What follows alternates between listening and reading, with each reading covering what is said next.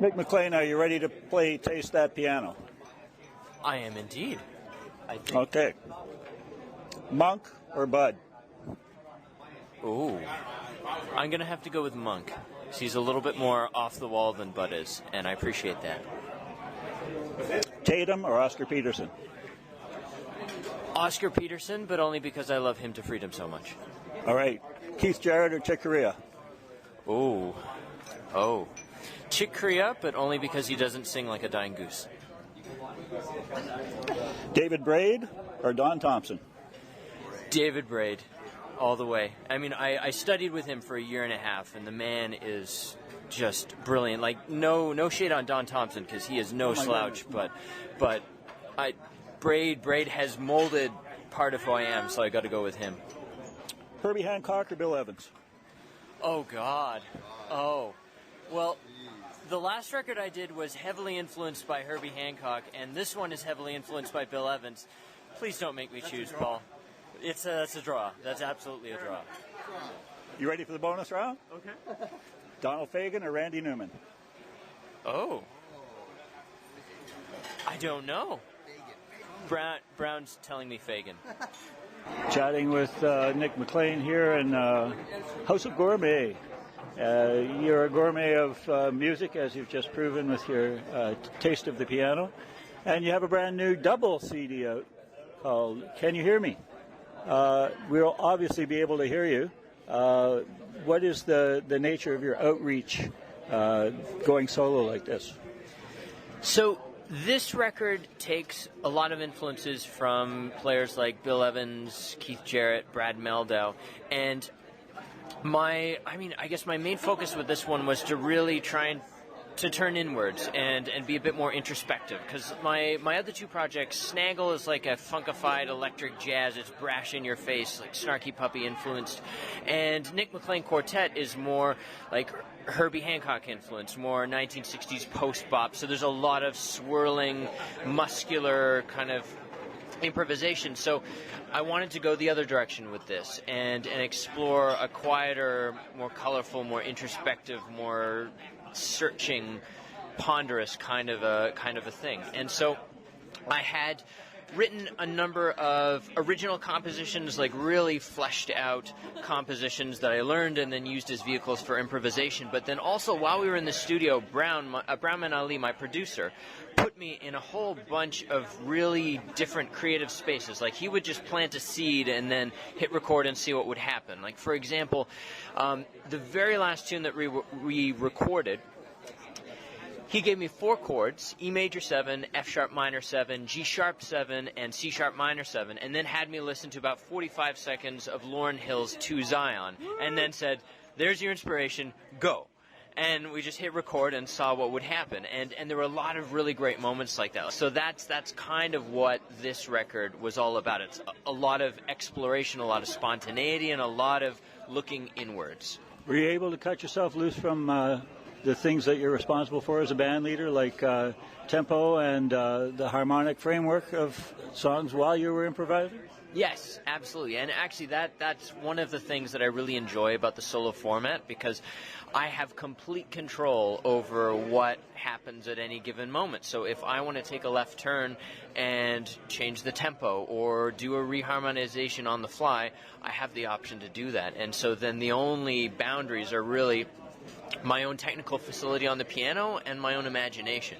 And when I was in the studio, I was really lucky in that I had a producer who was very willing to stretch that imagination and push it in different places. So a lot of different stuff came out of me as a result.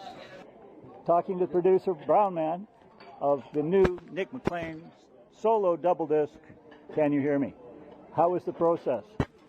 But what was new about this was the nature of the relationship, of how we interacted, because so much of it dealt with me trying to guide him into new places. Like Nick said earlier, he had 10 tunes when he walked in the studio, and I kept on saying, let's just do a standard.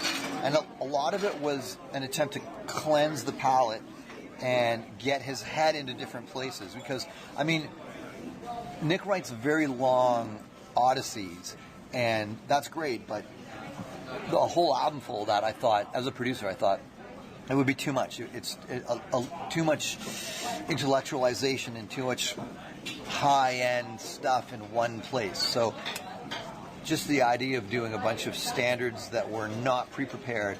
And so then I would talk to him from the booth and give him small instructions. For example, in Footprints, the great Wayne Shorter tune, I ask him, and this is actually in the very beginning of the track. You can hear me talking to him, and I say, "Hey man, how's your left-handed Meldau independence?" And he'll go, very hesitant and reticent.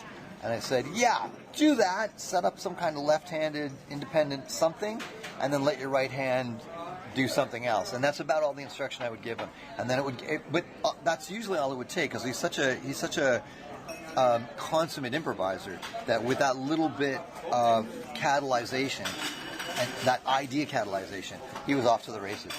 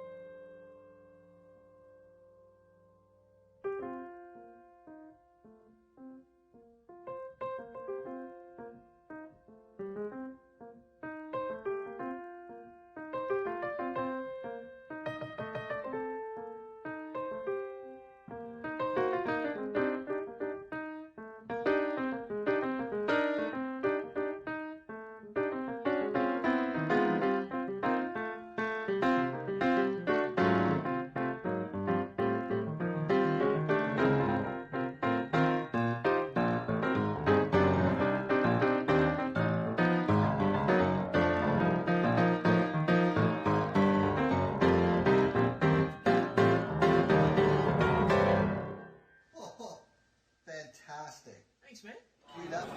Hey, this is Brownman Ali, splitting my time between Brooklyn, New York, and Toronto, Canada, and you're listening to Corby's Orbit on Radio Regent. How it's done. So, like I said, 10 tunes were prepared, 23 were recorded, and all kinds of madness happened. I came down at one point, I played a bass line, and said, play this, and then I sang him a melody, and then off he went. I think that ended up getting called the Mad as a Hatter, but I don't think it made the record, right? No. So it's a bonus track. Nick's not listening. Close your ears, Nick. What's the jewel in the crown on the record? For standards, I love what he did with, it's called Blackbirds, and it's actually half Bye Bye Blackbird and half Blackbird from the Beatles. So it's like this amalgam, a medley almost, and then now he just called it Blackbirds, and it's really lovely. It's a journey through, from classic standard ideological jazz through to the Beatles. So it's a whole, he has to trace a line through those lineages, independent of a band as a solo artist. It's really amazing what he's come up with here. It's some of his best playing in his career, and I'm extraordinarily proud as a producer.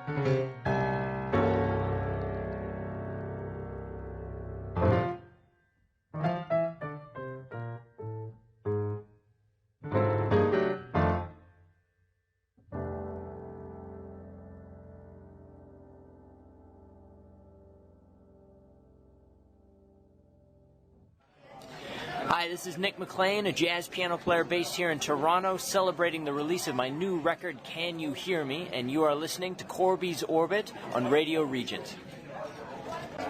Where would you direct people to go to listen to the record?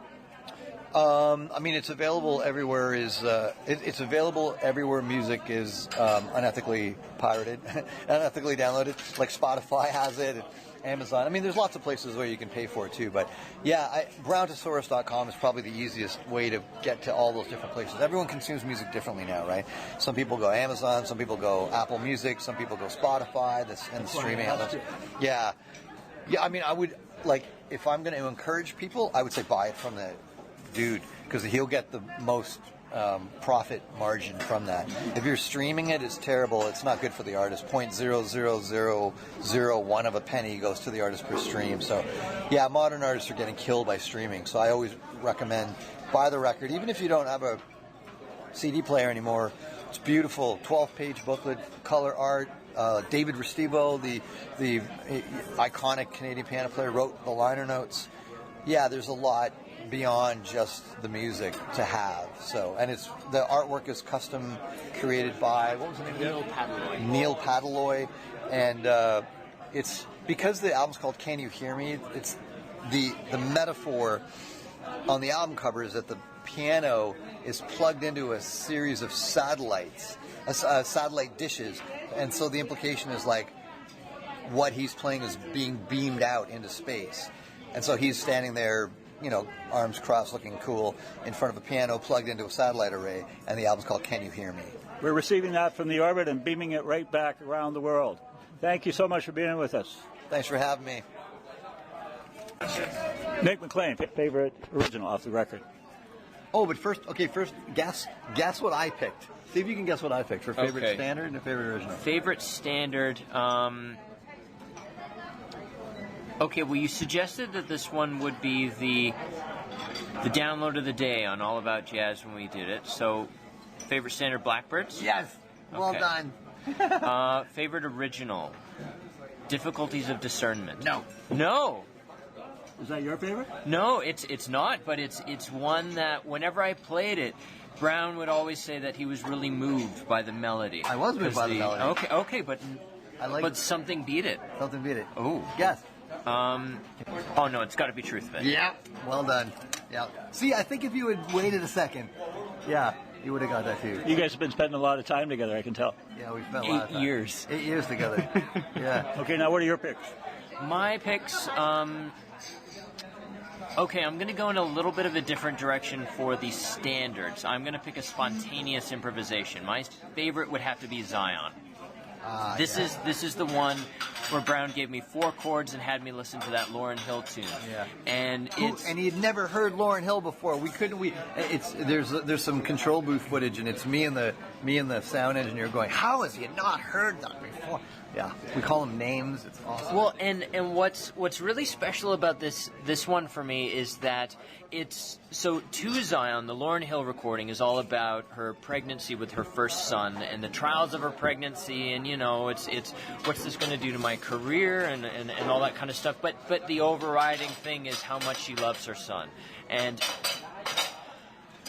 when I wasn't told any of this before I improvised. Like I was played 45 seconds, so I didn't really get the story. And so then after I'd finished, Brown told me that it kind of sounded like I was telling that story with the improvisation. But what none of us knew at the time is that while we were recording, my wife would have been like a couple weeks pregnant with our firstborn. So it's kind of cool that here I am improvising a tune inspired by a song about a coming child, and here I am not knowing that I have a child of my own on the way. Word. Universe coming together. Yeah.